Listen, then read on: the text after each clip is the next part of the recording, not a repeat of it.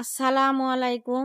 যে যেখান থেকে আমার ভিডিও দেখছেন, আশা করছি সুস্থ আছেন, ভালো আছেন। আলহামদুলিল্লাহ।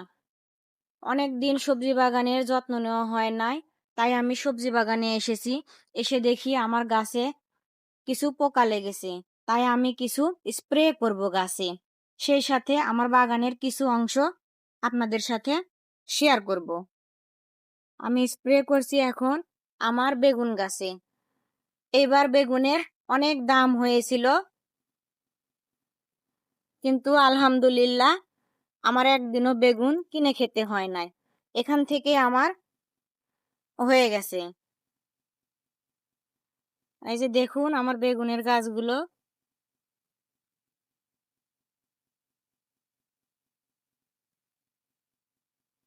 এগুলো আমার পুরাতন গাছ, আমি এবারও রেখে দিয়েছি। এখান থেকেই আবার বেগুন হবে। এখানে আমার খুব অল্প জায়গায় করলা গাছ। করলা গাছেও আমি স্প্রে করে দিচ্ছি।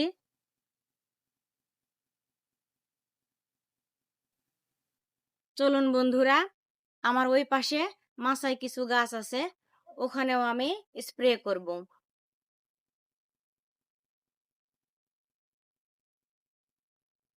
অনেকদিন গাছের যত্ন নিতে পারি নাই, দেখি কি অবস্থা।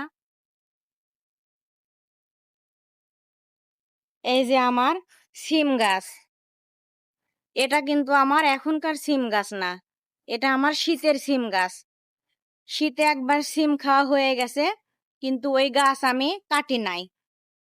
পরীক্ষা করার জন্য রেখে দিয়েছি যে পরের বছর আবার সিম ধরে কিনা। তে দেখছি মাশাল্লাহ খুব সুন্দর গাছের চেহারা হয়েছে।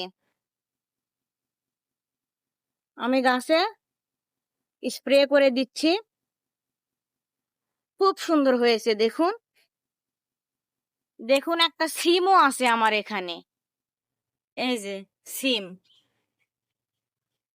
মে মাসে শীতকালের সিম।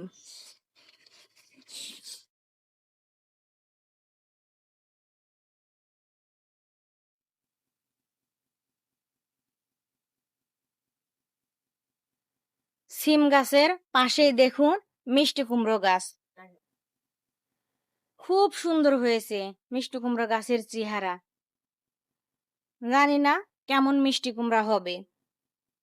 এই যে দেখুন বন্ধুরা, খুব সুন্দর হয়েছে। আমি এখানেও ওষুধ দিয়ে দেব।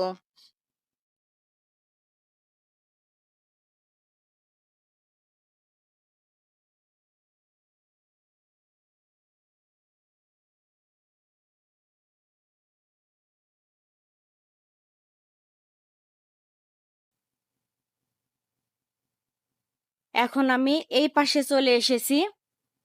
এই পাশে এসেও আমি আবার ওষুধ স্প্রে করছি।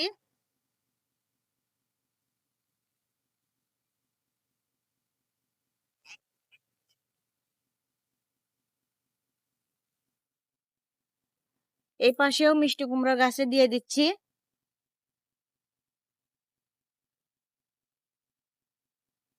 এখানে দেখুন আমার আরো কিছু মিষ্টি কুমড়ার গাছ আছে যেগুলো মাচায় উঠে গেছে।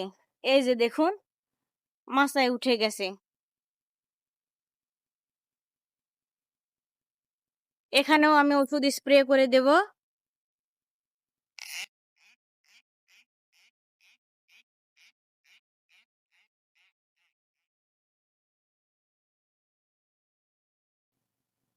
এই যে দেখুন মাচার নিচেই আছে আমার কচু গাছ। এই কচু গাছ থেকে অনেক লতি হয়।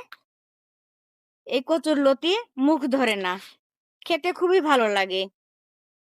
এই যে দেখুন বৃষ্টিতে কত সুন্দর হয়েছে গাছগুলো।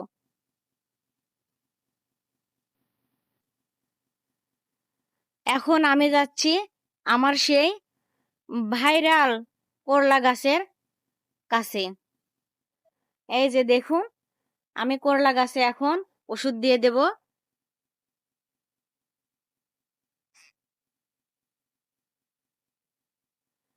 করলা গাছের ডগাগুলো সব বেয়ে বেয়ে চলে আসছে, এগুলো সব ঠিক করে দিতে হবে।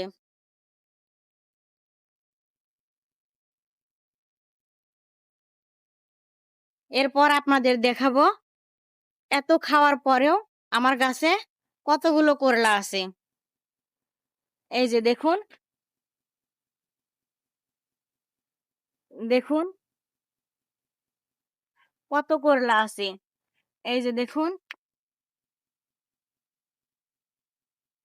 আলহামদুলিল্লাহ, মাশাল্লাহ। এই যে দেখুন কতগুলো করলা আছে। এই যে দেখুন, আমি যেটা বীজ রেখেছি সেটা একটু একটু পাকা শুরু করে দিয়েছে। আল্লাহর কাছে অসংখ্য শুক্রিয়া। আমি চেষ্টা করি বাড়িতেই ফরমালিন মুক্ত সবজি চাষ করে খাওয়ার। আমি বাড়িতে তৈরি করে এটা কি স্প্রে করছি যদি জানতে চান তাহলে কমেন্টে জানাবেন।